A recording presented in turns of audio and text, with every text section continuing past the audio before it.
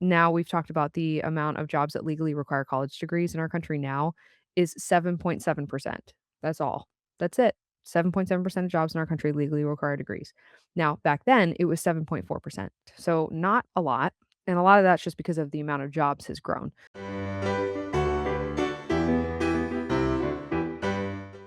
Good afternoon, everyone. Welcome to the Demi Learning Show. And this is Gretchen Rowe. I'm so excited to welcome you all today. This is a conversation I have been waiting to have for almost a year.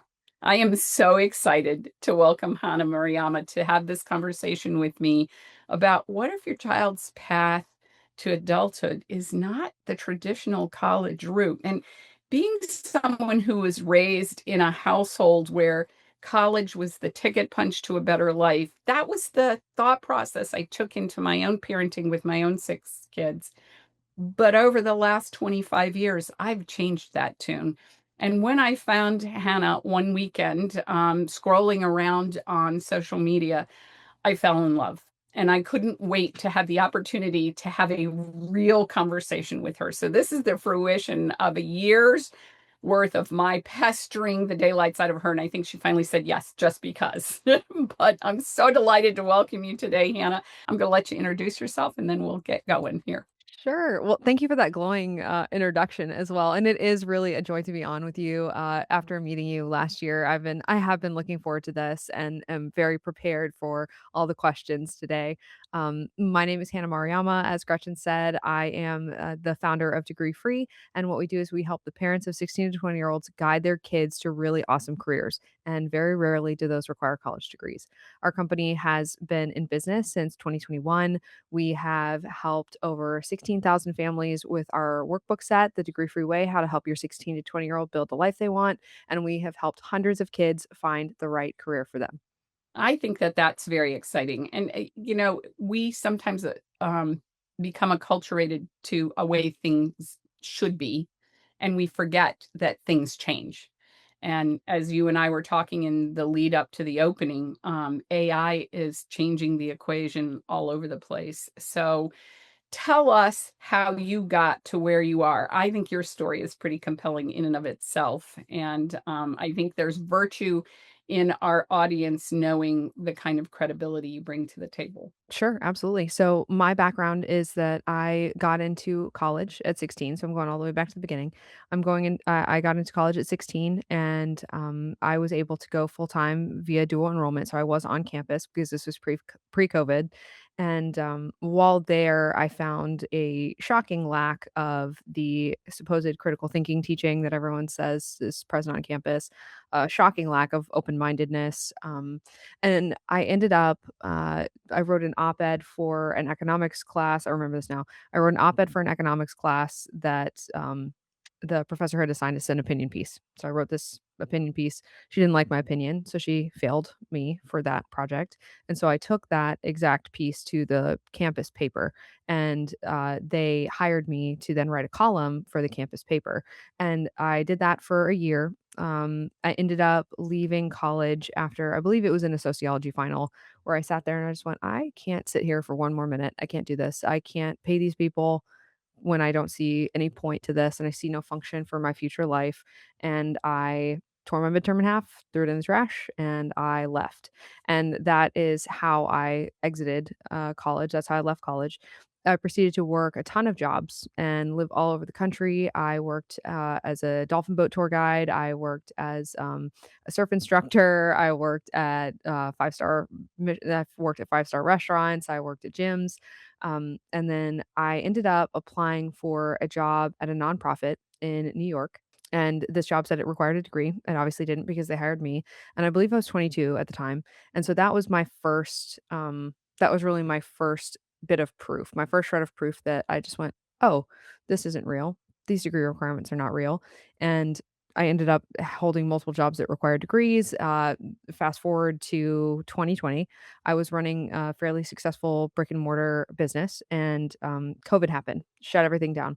My husband is from Hawaii, so we were living there at the time, and we went, oh, I'm gonna have to find a job because I have to pay the rent on this business while it is closed.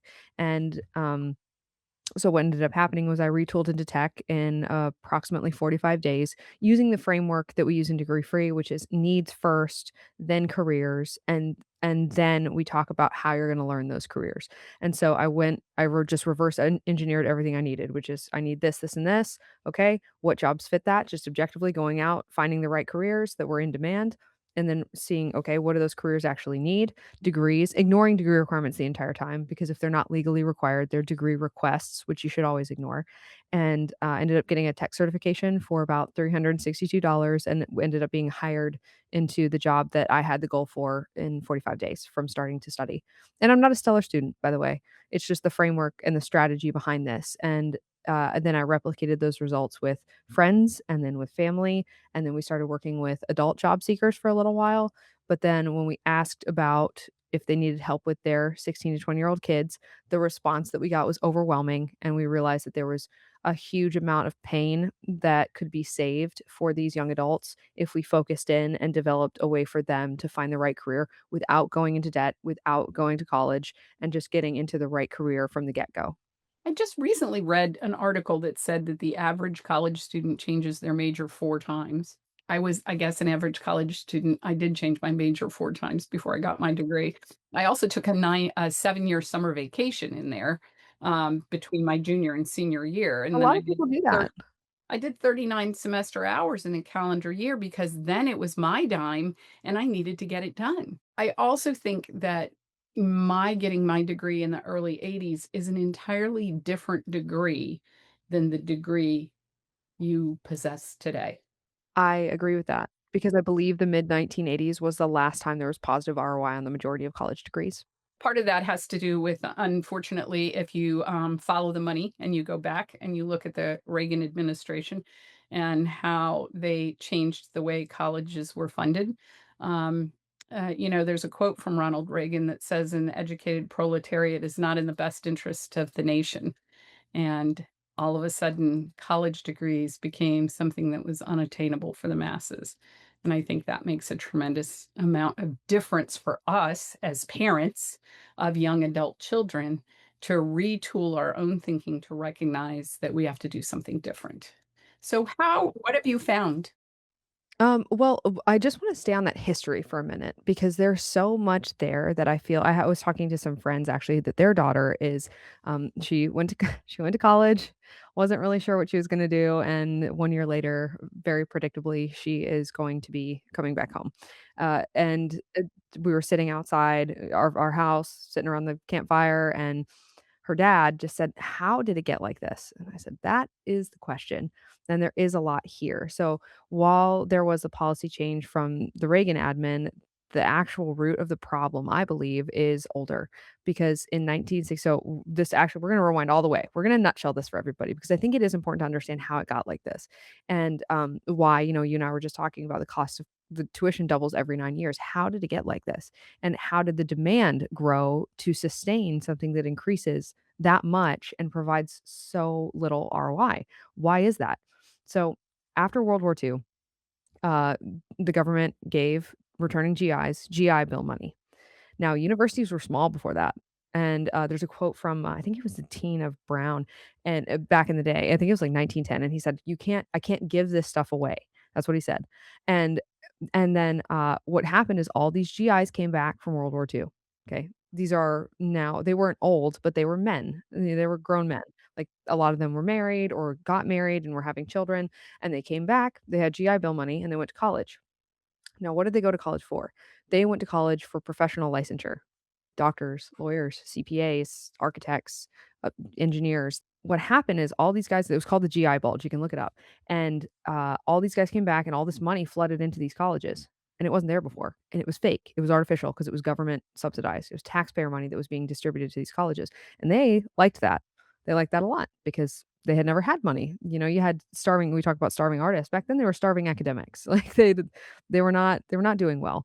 Um, and so they got used to this money, and then as that tapered off in 1965, the Higher Education Act passed. And the Higher Education Act is what allowed parents to begin taking out loans on behalf of their kids, supposedly to make it more accessible. I think that it was a money grab. I think that there's a lot of times when you look at policy changes, the intent behind it is good, but the result is bad, especially when it is tied to government subsidies. That always creates corruption and it always creates perverse incentive structures. And so what happened is 1965, they allow parents to take out loans for their kids. And now the amount of kids going to college, so this is important.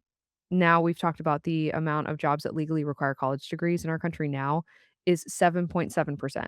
That's all. That's it. 7.7% of jobs in our country legally require degrees. Now, back then, it was 7.4%. So there's been a point zero 0.03. It's 0.03% increase. It's a 0.3% increase. Yes, correct. So not a lot, and a lot of that's just because of the amount of jobs has grown. So it doesn't really have to do with, you know, but that said, so this is important because back then about 10% of high school students in our country were going to college in 1965. This is important because by 1976 the amount of kids going to college had increased in a huge way. So now you had twice the amount of people going to college. It's much larger, and people were going because the money was available and it was fake. It was fake money. You can take out money that you don't have to buy these things. And back then, what a lot of people were attributing degrees to was success because the people that were buying degrees were buying them to get professional licensure that's degree dependent. They were making money and they were doing well because it was an equal match to there's this many jobs, there's this many architects, you have to get an architecture degree to become one, and that's why. So that is very important. So 1976, what happened is they had to amend the Higher Education Act because the default rate on the loans in that amount of time, 11 years, went from 2% to 9%. Doesn't sound like a lot. That's a 350% increase in defaults. And that's where the root of this problem started, because once they made the loans bankruptcy exempt, why wouldn't you raise tuition as much as you can? So, whatever Reagan did was after the fact because once you make loans bankruptcy exempt, who wouldn't sell them? Who wouldn't give them to people because they can't get out of them, they'll follow them until they die, and that is really where then the colleges just went, "Oh, awesome. We're addicted to this government money, and now people have to pay us that we can charge them whatever they want, and they will pay it because the social demand for it." People were saying, "Oh, well, if you go to college, you make money. If you go to college, you get a good job," because it kinda was more correlated back then, and then I believe that until it lasted until about the mid-1980s. Well, that is a greater depth of understanding, than I had before, and you explain it so succinctly and so clearly. I really appreciate that. So what do we do with these kids who are now, the most common question my children were asked from the time they hit high school, where are you going to go to school? What are you going to do? What are you going to major in? What are you doing after high school? Those questions are constant.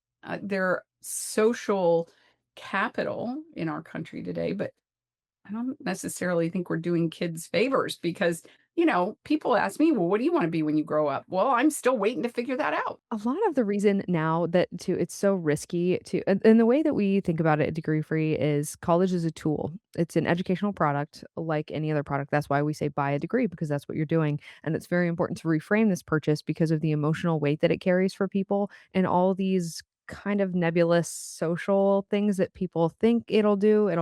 It's going to help them become an adult. It'll teach them critical thinking. It will get them a spouse. It'll get them into a better social class. None of these things are actually true.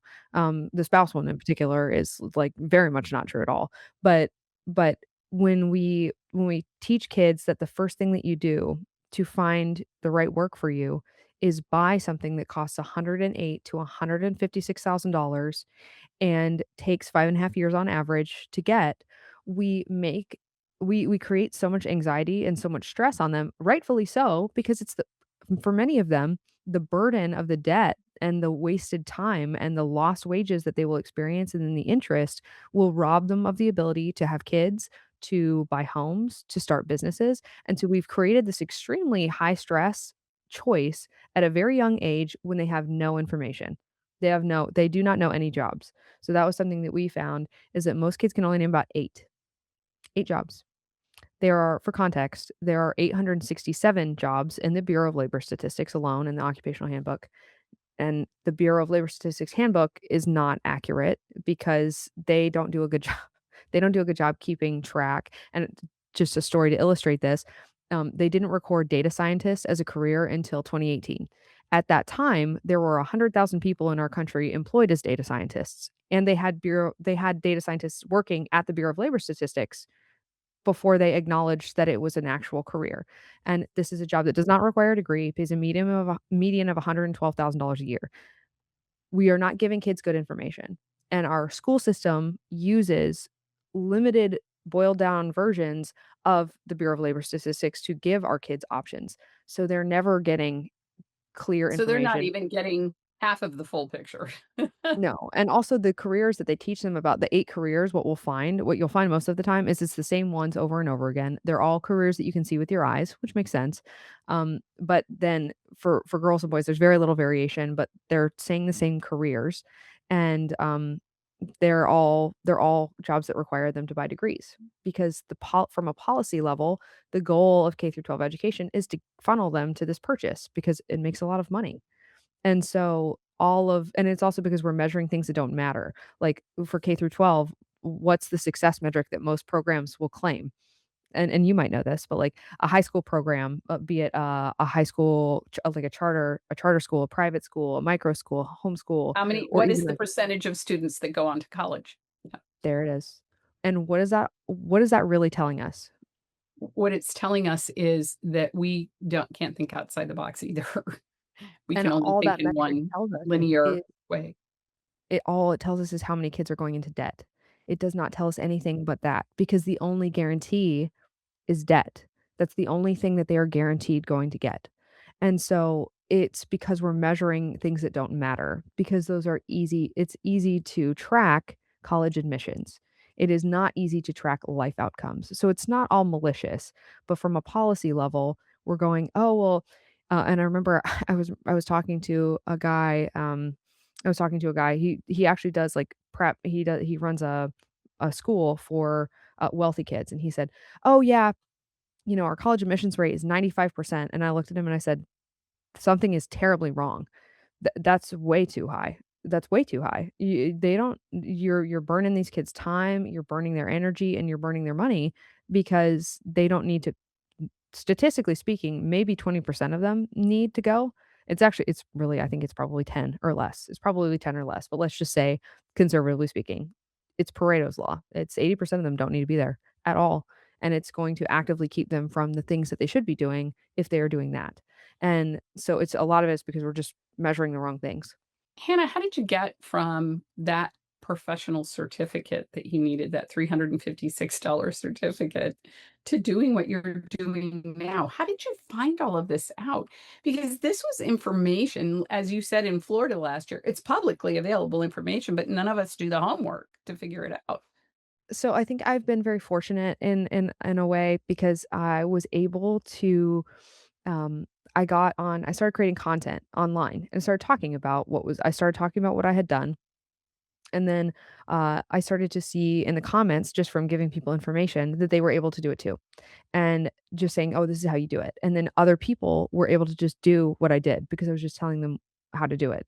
And I went, "Oh, okay, there's something here." Because I had a girl message me. I remember after I first started posting on TikTok, this was years ago, it was 5 years ago now. And I think after 3 months after I started posting, she had asked me one question about something and I gave her an answer. And then she DM'd me and she was young, she was 23, and she said, "Hey, I want you to know that I just landed a job. I have a 1-year-old that I really wanted to be home with, and I was able to land a remote job in technology because of the information that you gave me. I'm making $100,000 a year." Oh, I'm sorry. No, it was 170. She was making $170,000 a year. That's what it was. Blew me away. She was out earning me, but she had just been strategic. And that was something to me that was just like, I remember crying thinking about that. But we get messages like that all the time from people that just say, "Hey, my son's going to flight school now. Hey, my son got into cybersecurity. Hey, my daughter's apprentice at an equine veterinarian tech as an equine veterinarian tech." And it's just all these amazing things. And so I was just getting the feedback loop or just testing stuff.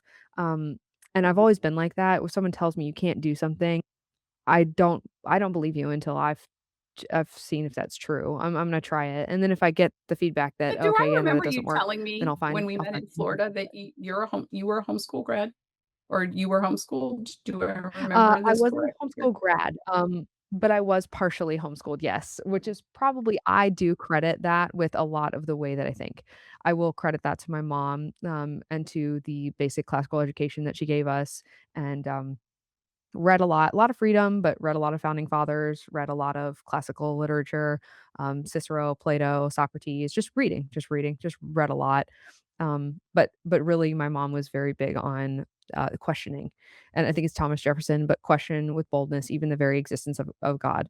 And it's just question everything, always, because you will find the answers if you ask. But you've done a lot of questioning here over the years and really created an environment where you can be a source of information for people. You've sort of done a lot of homework for people that they don't now have to do. So tell us a little bit about where that brings us to now, because I think it's probably been 2 years since I found you on TikTok. So, um, So now we're able to do just in the in this in this topic of what we've been able to find. I think a lot of it is just because we are able to focus in, and we're just looking in a different way than a lot of people.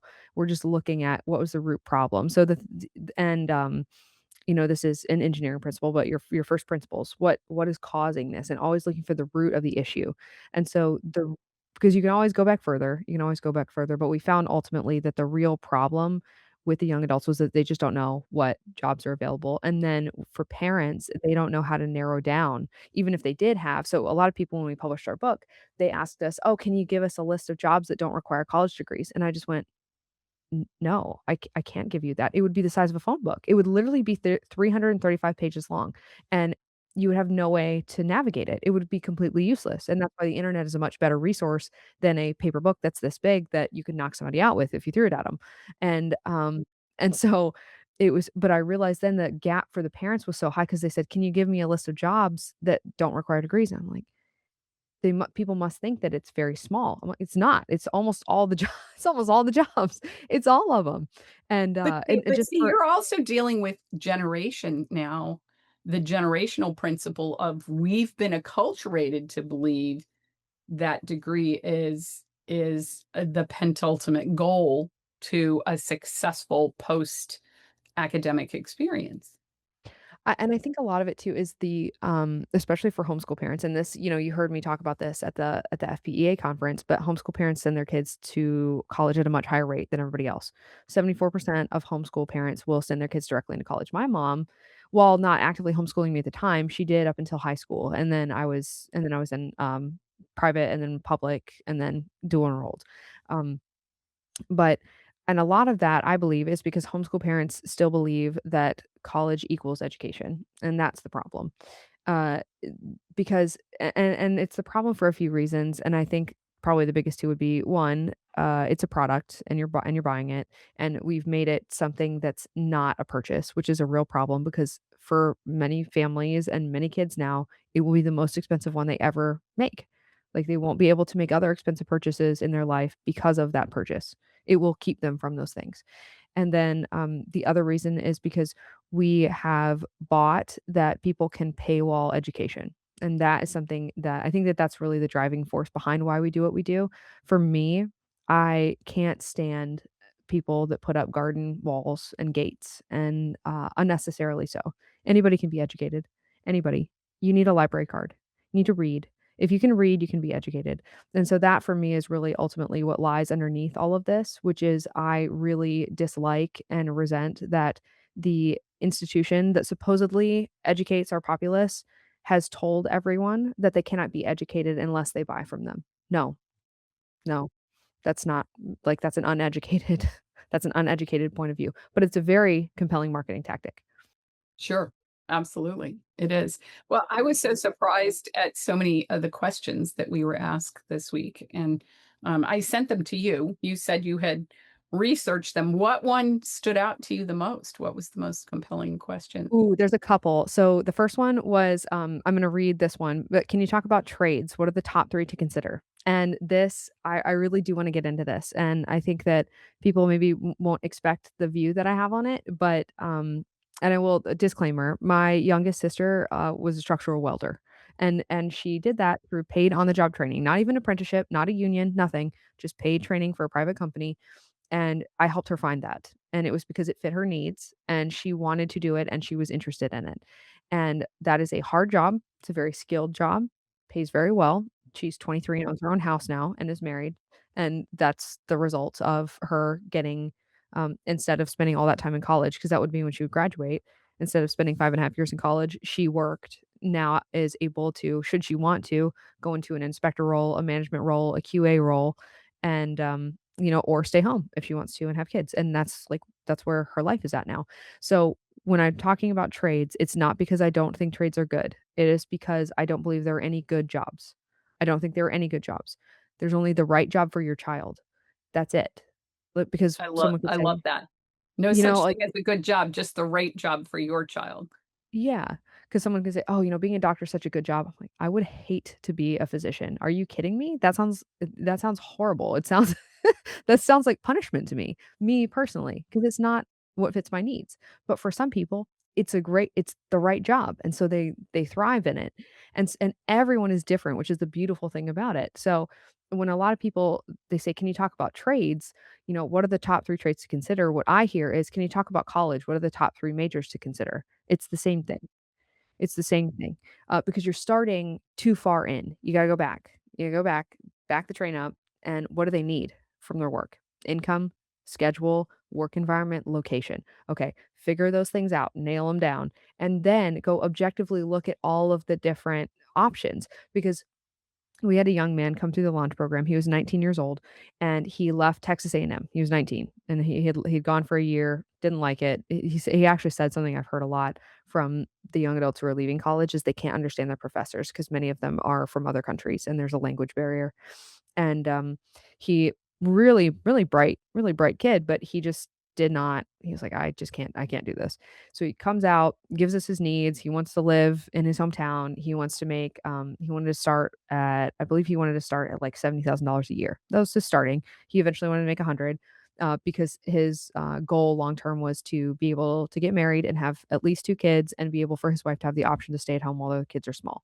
Very clear goals, and we helped him figure out, like, we helped cultivate, like, Well, get that those and things that's out. not actually a one and done conversation because you really have to figure out how what those goals really are. It takes some time to define them. Yes, definitely the goals part, but their needs you can, for the most part, extrapolate because where do you need to work? Because you gotta start from somewhere. So, like work environment, what work environment do you absolutely not wanna be in? Because for some kids, they've got asthma, they can't work somewhere where there's dust or there's fumes. For some Sure. kids, they hate fluorescent lighting. They just don't wanna, so the working in healthcare for the most part would just not be a good fit. They just don't like, some people are like that. And, once you figure that out, then you can just look for what's the right fit. And so he ended up coming in, we got all his needs down, and then we found him a field service engineering role in medical device repair. Great job, high paying, super in demand. And he got hired, and we don't do job placement, but we do give entry level roles and write resumes for young adults who come through the program. He applied with that resume to the top entry level role, and he was immediately hired. Immediately. The company just reached out and said, "Do you have anybody else like this?" And this goes back to the trade thing, which is I said, "No, I don't, because we're not Mm. a conveyor belt." Because I don't know if I'll ever get another kid with those set of needs in this location. I have no idea because that's not how this works. It's him where he is down to zip code specificity. So for trades, this is very important too, because a lot of people have been going, "Oh, my kid's not going to college. I'm going to send him to trade school." But then we get out, and I should read this comment, but it was a lady that said her son went to be a welder, and she said he can't find a job. And that's because you just went to a trade school. You did not go look for entry level work, on the job training, and they didn't make sure it fit his needs first. And so it didn't work because it's the same thing as buying a degree and hoping that that's going to lead to employment. You have to figure out what they need, and then you have to figure out what careers fit that, what's available near you, what skills gap does your child have, what do they need to learn, licenses, certs, hours, what have you, OSHA training for welders, or for tradespeople sometimes. And then you figure out what they need to do to earn it, because it may be that an associate's program or a certification program or a four-year college is the right fit, but you have to figure out if they need to do that or if that's the most efficient, educational product available. Basically, what you have done then is you have reverse engineered this, figuring That's out exactly what it is. what What do you want as far as what do you want your life to look like? Mhm. And then tailor the academics, whatever that may be, to meet the expectations of what you want your life to look like. That's a question we don't ask very often in this country. But I think we don't ask because we don't want the answer, because that means individual attention for every child, and the schools are bursting. I mean, there's 40 kids in a class. How are you gonna do that?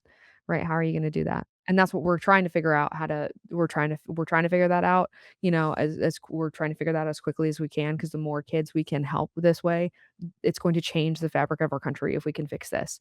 It will change the future if we can fix this now. When you sit down with a student, what's the first question you ask them? What's where do you start? Because there's a lot of I can see this going in 100 different directions. So, what have you and your husband decided is the best place to start as far as having them question what they want? Good question. So we never start with the hardest question first, because teenagers are cagey things. So yeah. And so you ask a bunch of fun questions first. You ask questions that get them thinking and break their frame about life. So we ask questions like, the first questions we ask are, "Oh, if you could teleport anywhere right now, where would you go?" And we ask a bunch of questions that are like that, and then why? And we ask a bunch of questions like that, and then say, "Okay," and we kinda ease into it, "What do you want your family life to look like?" Because that's where we reverse engineer, and just at that point, they're just talking about what they see for the future, and they're not in this, like, yes, no, like, stress kind of mindset. Well, they're What's interesting also is not trying to figure out how to give you what they think you wanna hear. exactly, Yeah. exactly, and part of the reason why we started the launch program itself and didn't just leave it with the book was because the impact of a neutral third party, specifically for this age range, cannot be overstated because we have no skin in the game. Our job is to get the answer, and you just keep asking until you get the answer, in a kind way, but it's talking to somebody who is just not in it and doesn't have the personal isn't a personal stakeholder in the outcome, because then you don't get kids that answer what you wanna hear. You don't get kids that just say, "I don't know," because 'cause they're talking to somebody else, so they don't say they don't say that. Um, and then you don't get kids that, they really don't say outlandish things a lot of the time. That's one of the things that's come out of this process. Our strategist team, um, review we review all the kids going through the program every week, and one of the things that's actually become really clear about this age range is they're actually very pragmatic for the most part. I don't the rep that they get for being out of I don't see it. A lot of them they want stability. That's one of the top words that we found. They just really want something stable, and a lot of them wanna have families, and a lot of them just want to not hate their jobs. They don't even say they wanna be passionate. They just wanna not hate their jobs, and they want their work to give them the things that they need, and that's how you should view work, and I think not viewing it that way is what got so many people into huge amounts of student debt. Absolutely fascinating, and you've made a really valid point, particularly when, your book is fabulous. It really is. I would knock a lot of books off. It's sitting on the top of my bookshelf here, but the book is fabulous. The challenge with it, though, is if I sit down with my child and go through that process, how does my child color his answers to me so that he feels like he's answering in a way that makes me feel safe? I think the biggest advice I could give parents for that, and we experienced that when actually my nephew came to stay with us and he's 16, and we were talking, we're personal stakeholders in his life, and it was crazy because my husband, so Ryan, he was talking to his name is Kama, and he was talking to Kama, and he was just saying, "Hey, what do you think about what about this?" And he was asking him the questions, the ones that the ones that we've asked hundreds of people, hundreds of kids in this age range, and Kama was answering, and Ryan just kept correcting him, and I said, I'm gonna do it. I'm gonna do it," because it was so hard for him to not say, "Oh, I think you mean this," as they're talking, and our strategists don't do that. It's near impossible for parents not to do it. It's nearly impossible. As they're going through this process, just go, "Oh, I think you mean this," or, "Are you sure? What about this?" And it's all from you love them. No one loves them as much as you. And the thing is parents are the most they are the you are the most I cannot overstate this. Parents are the biggest determinant of what their kids do after high school. It's parents. If they go to college, it's because their parents their parents wanted them to go to college. Most young adults do not go to college because they want to. It's like an unbelievable amount of that influence, and it's kind of that last launch influence because they're going. And so this is your last steer. It's your last, it's your Oh, last I can steer. certainly see that because I vividly remember my eldest daughter will be 40 in May, but when she was 18, I said, "I don't care where you go to college. I don't really care what you major in, but you're going to college because it's a ticket punch to a better life." Well, and maybe it was and maybe it wasn't. I have to admit that now I look back on that and I think I was probably pretty profoundly influenced and ignorant because that was the only message I had received. I had graduated from a high school that 96% of us went on to college. So, of course, that would be the better path forward.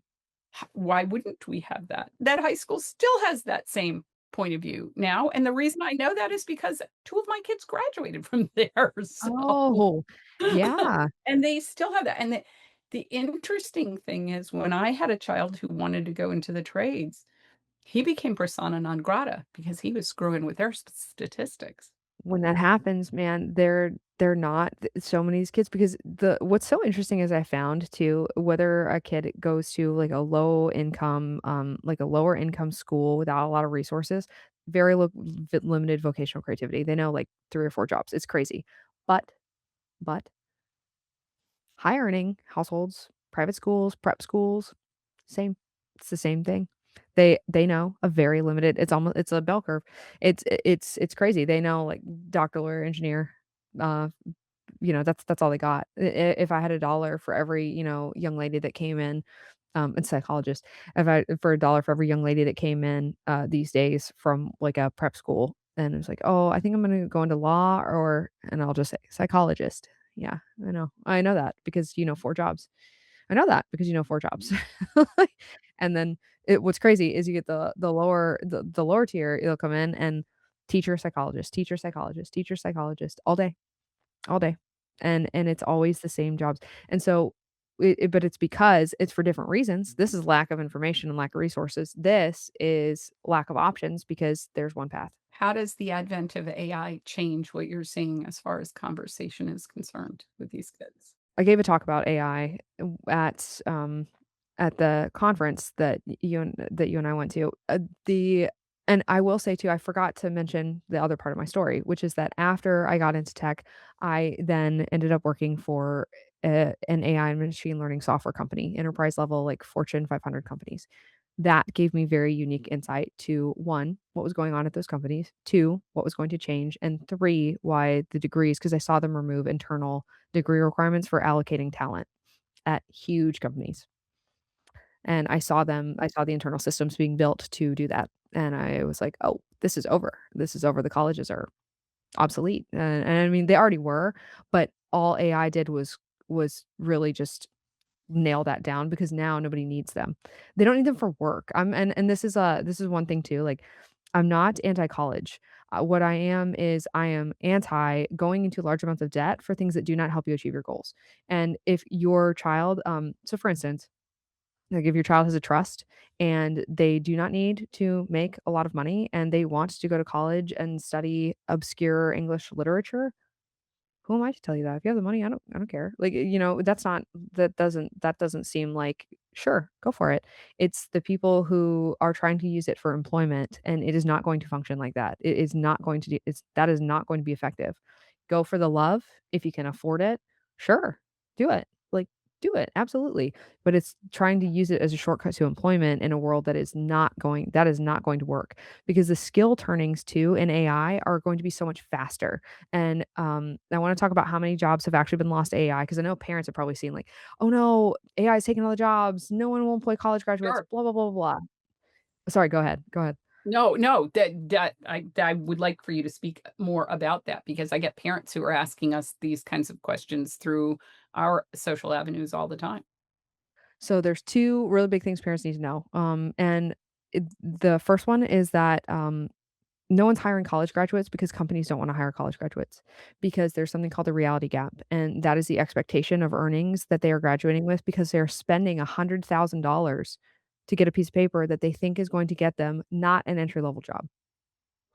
And when they get in and the market available wage is $50,000 or $40,000, which is exactly the same as it was before they bought the degree, and then they get in and they actually have to work after they have been in on a college campus, which is not real life, and they've been using their future earnings to pay for that, their expectations are ruined. Their attitudes are ruined. They're terrible employees, unfortunately. And this is not me. This is intelligent.com did a survey of 1,000 hiring managers, all of which had bachelor's degrees, at least themselves. And they said they will not hire college graduates anymore because 71% of them had fired one in the last year.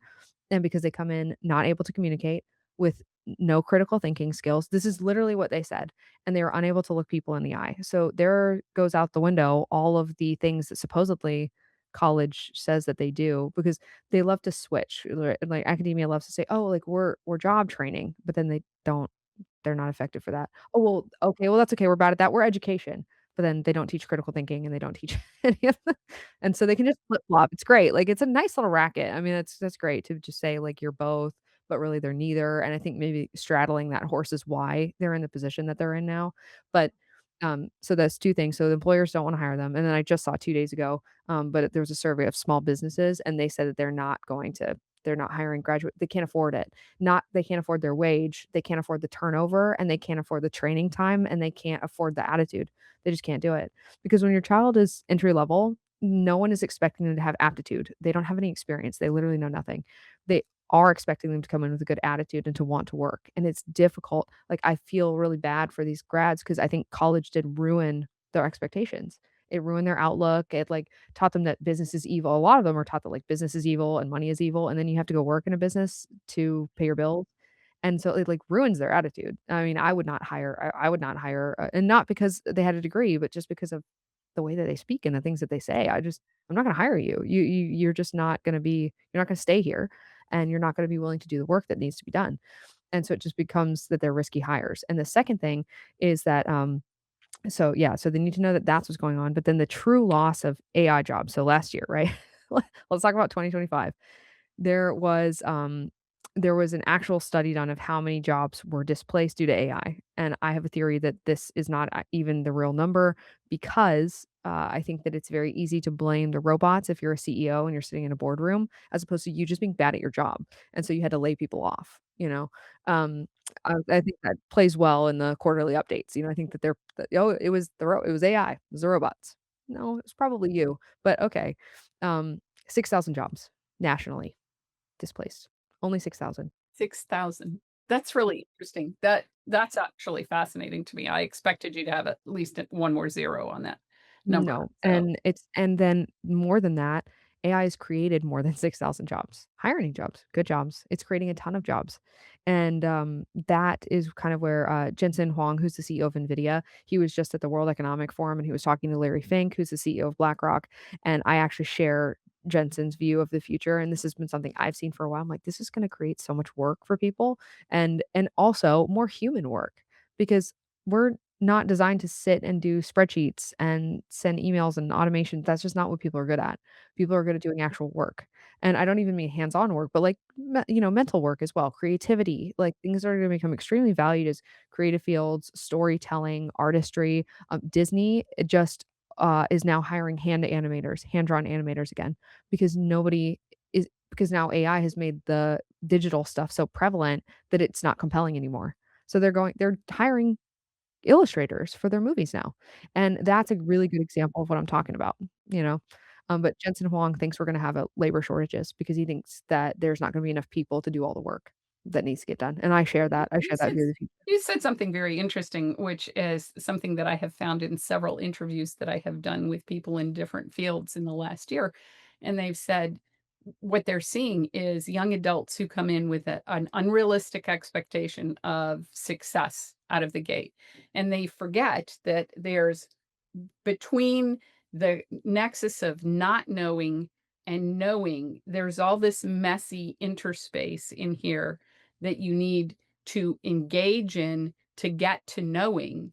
And they think that a college degree means they start at knowing.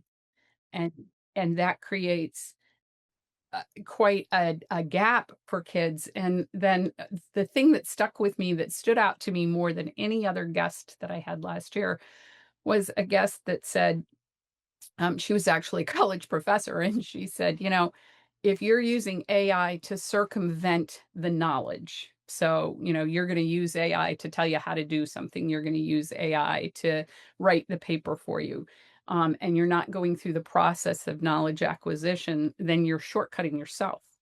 But she said the flip side of that coin is, if you can't do it any better than AI can do it, why would anyone hire you in the first place? I think that I'm gonna say something about college professors that's probably not gonna play well, but that said, I think it desperately needs to be said. College professors, and this was a survey of, shoot, what was the I need to cite the survey, I can't remember the name of it though, but it was of how many professors worked outside of academia, at any point, and this matters a lot because parents, you're about to spend $100,000 for these people to tell your kids what's true and to teach them how to work. That's what you think you're paying them for, But they've 'kay? never done that. Never. Never, less than 10%. If they're not STEM professors, less than 10% of them have ever worked outside of academia, ever, ever, and I'm sorry, but academia, what it rewards is purchasing paper. It does not reward performance. It doesn't. That's not the system, and they have to buy paper to get into the system, and less than 10% of them have ever worked outside of academia, including jobs like a barista while they were in college. Now, your STEM professors, not a lot better. Not a lot better. Business, technology, like you some of your engineering and your technological professors, maybe a little bit more, and I'm not talking about professors of practice. I think that they should all be professors of practice. If you haven't worked in this, you can't teach it. What are you talking about right now? Like, you don't know what you literally have no idea what you're talking about. Um, but I think it's 40% of them had not worked in yeah, that had not worked in their field in the last 15 years. So just for context, you've got people teaching marketing and technology in colleges that have not been in the workforce. Instagram didn't exist. Instagram did not exist at the time that these people went into academia. They have no idea what the market needs. No clue. They have no idea. And also, for a lot of them, the way that they were employed outside of academia was after they had become PhDs and gotten doctorates, then they consulted when they were 45, 50 years old. They have no idea how to help your kids get entry level work. They have no idea what skills are needed in entry level work in the actual market because the entry level skills in academia are not remotely the same. That brings me back around to the one of the questions that I thought was important that I wanted to ask you, which is, how do we help our children get ready to know what to do next?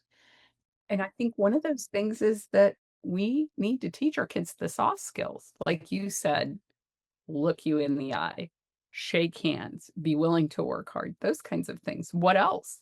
I actually think that they need to be able to read and write. They need to be able to read and write. And while AI is one of those things that, yes, does it create a lot of can it create a lot of text? Sure. It cannot write like a person. It cannot. It does not. And people can see it in the same way that you can see art that has been created by AI. And that's why this is part of the reason why I think that human skills are going to get so much more valuable. But if I could pick a set of things that your child could do that I think would be universally applicable. One, speaking. If your child could speak in public, oh my goodness, they are going to rule the world. Rule the world. Toastmasters. It's free in a lot of places. Find somewhere that will take your child. Toastmasters is more valuable than college. Toastmasters is more valuable because you're talking to people who are different ages. They're almost all professionals. That's why they're there because they're trying to learn that skill. So the secondary effect of that is that you're going to actually build a network of people who are, oh wow, a young person, and they'll bend over backwards. People will bend over backwards to help young people. They will, but very oftentimes kids are not in the environment where they're able to do that. They're around the other drunk 18-year-olds and college professors. That's it. Yeah, Like, that's what a college campus is. That's not a right. great network. A good network, though, is a bunch of local people who are professionals who are growing in their career. That's why they have to go learn to speak, and they're able to give you connections. That's a great place to be. That's a great place, especially if kids are in high school. That's absolutely the best thing. So, reading, writing, speaking. And critical thinking is in there too, but if you learn to write, you will have to think critically because otherwise people can't understand what you're writing. And then if you speak, you're gonna have to learn to think critically because otherwise people won't understand what you're saying. I really am kind of, secretly delighted. I did not know what you were going to say, but, I love the fact that you have said what you have said because I say all the time to parents, you need to teach your children to write to an audience under a time constraint. Mhm. And, parents will look at me and say, "But AI will do that for me." No, it won't, not because I can tell the difference. Even I can tell the difference between what are your own thoughts formulated and put down on paper and what are, a computer trying to tell you what to think. And it makes a huge it's huge. It's just parents don't understand the depth to which being able to write successfully makes a difference for our kids. One other thing I would say too is if your child's like not a strong writer, but they can articulate things, because some kids do struggle with that. They can articulate, but they're not like, hands to keyboard. One of the most powerful things I think, and it is the world is moving this way because screens are not gonna be as prevalent as they are. They're going to everything that we're doing, all technology now is to get us away from sitting at the computer because humans aren't good at that. We're just not good at it. And so everything's gonna move away from that. And so if you can get your child a dictation app like Letterly or even using ChatGPT to just dictate, um, and then, but especially Letterly, and then it helps your child understand and, like, read back what they've said, because if they're trying to articulate or convince somebody of a point, but if I had a child that I was trying to teach how to communicate, I would do that and then say, "Okay, does this make sense now? Does the thought is this a complete thought that you've created here? Does this connect? If someone was listening or reading this, would they understand what you're saying?" And that I think is super helpful. Again, something very low cost free that people can just use and homeschooling families should be using. If you're homeschooling your kids and you are not teaching them how to use AI, please teach them how to use AI. And the other thing is that college professor, one of the things that I think is the most insane thing is the fact that colleges, and the thing is all the professors are using it, by the way. They're all using it because they're not incentivized not to use it. They're using it to make their presentations, they're using it to make their reports, syllabus, syllabi. They're using it for everything. They're using it to grade. They're doing all of that. And then on the flip side, they are using AI to catch your children using AI to do their AI generated work, like that the professor used, instead of teaching your child how to use AI because they will need to know how to use it in order to get work to pay off the loans that they took out to pay this person to use AI to catch them using AI doing their work. It's like the most circular, insane thing. I'm like, what are we doing? What is actually going on here? This is the craziest thing I've ever seen. But yeah, the insanity of that. And the thing is too, just remember that a lot of things that are being said about AI right now were said about the internet. Every technological leap, we do this. People said it about the assembly line for Henry Ford. People said it about the cotton gin for Eli Whitney. Like we do this. Like humans do this. We just like to panic. Every time there's a new technological leap, we're never right about what happens next. And it always makes more jobs every time. It's so Well, predictable that this happens. I learned last, about 9 months ago, one of my kids over dinner said that they were using AI as a coaching tool, to prepare themselves. They did a long hike. They hiked the Continental Divide Trail from Montana to New Mexico, 3,100 What? fun-filled miles. Yes, he left June 18th and got home November 20th.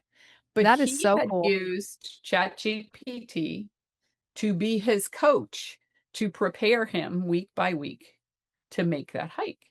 And when he said this over dinner one like, tell me more about that. And so we actually recorded a podcast about how he had taught ChatGPT how to coach him to successfully have this experience. And he was able to successfully do that. And I think that is something that we as parents need to learn how to do. We need to learn how to work AI so we can teach our children how to get AI to coach them to be better at the soft skills they need to have. The other thing it's amazing for is language learning because it never gets tired. It never Yes, gets tired, and it'll correct you, and it'll give you context, and it'll talk to you, which if you don't have somebody that speaks the language you're trying to learn, it's invaluable for that. Invaluable. Yeah. absolutely amazing. Hannah, this has gone way too fast. It's almost our hour is almost up, and there's so many other things I wanted to ask you about, but in these closing minutes, what would you say would be the important things you would want parents to take away from our conversation? When you are trying to guide your child into the right career, there's 3 things. When you're trying to guide your child into the right career, you have to figure out their needs first. If you do not figure those out and what careers you are choosing are not based on those things, your child's gonna end up in a job that doesn't fit their needs, and it's very difficult to be happy in a job or content in a job that does not fit your needs. And if it does not fit their needs, it will also keep them from being able to do the things that they want in their life. And that is really the reason why this is so important. So if you have kids that are, "Oh, I wanna go into social work. Oh, I wanna teach. Oh, I wanna be an engineer." If it doesn't meet their needs, that's not a good fit. It doesn't matter what it is. And you have to help them explore based on their needs. And what's cool about that is it works for every need. Hyperability, disability, it works for anything. 5.0 kids, kids with autism, kids with ADHD, it works for all of them. And, they're all gonna get different answers because they should, because they're all different. And the next thing is that, I wanted to talk over the degree-free pathways really quick. Basically, there's 5 avenues that your child could take to choose a career or to learn the skills that they need. The first is gonna be get a job. Get an entry level job.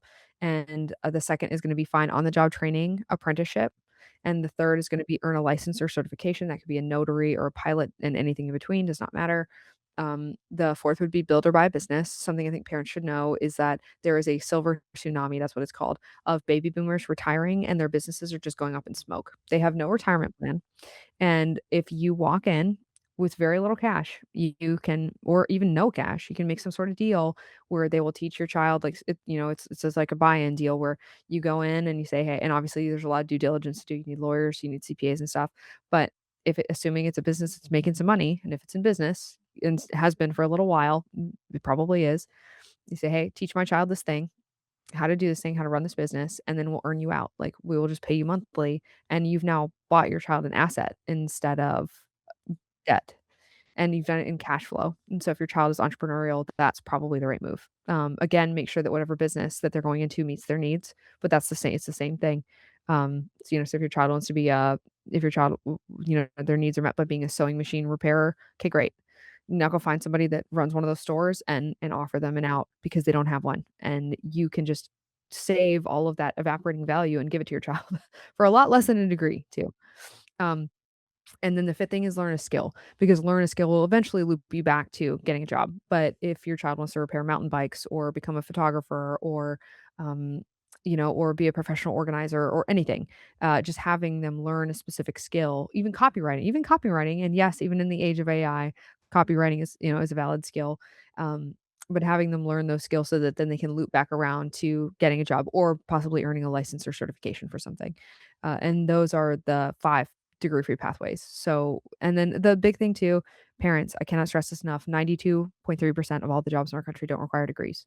If it says a degree is required and there's not a legal requirement in that your child will get arrested or sued if they did that job, it's not real. It's a request. Ignore it. Ignore it. Yes, they can apply to be a management trainee at Sherwin-Williams. There's not a degree required for that. Just apply for it. It's fine. You know, and then, the other thing is that and then too, I talked about this at the conference, but very important too for parents to know, like, a lot of people feel like that all the job listings have degrees in them. They don't. 14.5%. That's how many jobs mention a degree even as preferred. That's all of them. Most of the job listings don't even mention them, and it's declining all the time. It's declining all the time. And so really the key becomes having your child figure out what the right entry level role for them is and figuring out how it ladders up into the career that they do eventually want so that they get in at the right level and they're able to do that work. And then the last thing is just that the future I think is really bright for young people. I do not see the doom and gloom, and I know and I hate the fact that so many of them feel that way because we've let them feel that way. That's not real. The future is very bright. I think we're about to enter a renaissance era, and I think things are gonna be amazing. There's gonna be so many new jobs, like, there's new job titles coming out every single month. We estimate there's about 3,000 unique job titles, by the way, at degree free, and so the challenge becomes teaching your child how to find the right one for them, and if you wanna help them figure out, different types of jobs, we call this vocational creativity, but when you look at a product or a service or any type of business, just have them think a little bit deeper, further up and further into that career, like, "Oh, who like, who rents the land, who does the landscaping, who runs the payroll, who hires the people that work here, who does the lighting or maintains the security cameras or things like that. And then think about, who creates, where do the parts for the cameras that go on this building, where do they come from? Who makes those? Where do they get stored? Who ships them? Like all of these things, and just think about work in a more dynamic way because it'll help your child recognize opportunities other people don't see. I love the fact that you are encouraging kids to think, because in a lot of ways, our society doesn't encourage that. And I think that is what sets you and the capacities that you offer for students apart so dynamically, is that you're asking kids to use their brains. And in a lot of ways, um, we're presently in a society where using our brains is not considered an attractive proposition. So I really love the fact that you are encouraging kids to do that. Thank you. Thank you. And I do encourage people with the vocational creativity, you'd start that as young as you can because that just helps them look at work totally different. Sure. So you're saying then that I don't need to wait until I have a high schooler to do this. No, start as soon as possible because you just start, "Oh, people are picking up cones off the road. Oh, did you know that's a job?" It's There you that go. simple. And also, you'll find yourself doing it, which is kinda cool too. That's very cool. That's very cool. Hannah, I want to thank you for joining me today. This has been a precious hour of time that has gone way too fast, and I appreciate everything that you've had to say. As our audience can tell, we were full of information today. I knew Hannah would bring the receipts, if you will, as far as the terrific information, and I'm just so grateful for the time she was able to carve out from her family and her very busy business life to spend this time with me. So thank you so much. I am very grateful indeed. Thank you for having me on. It was a pleasure. All right. Take care. Bye bye.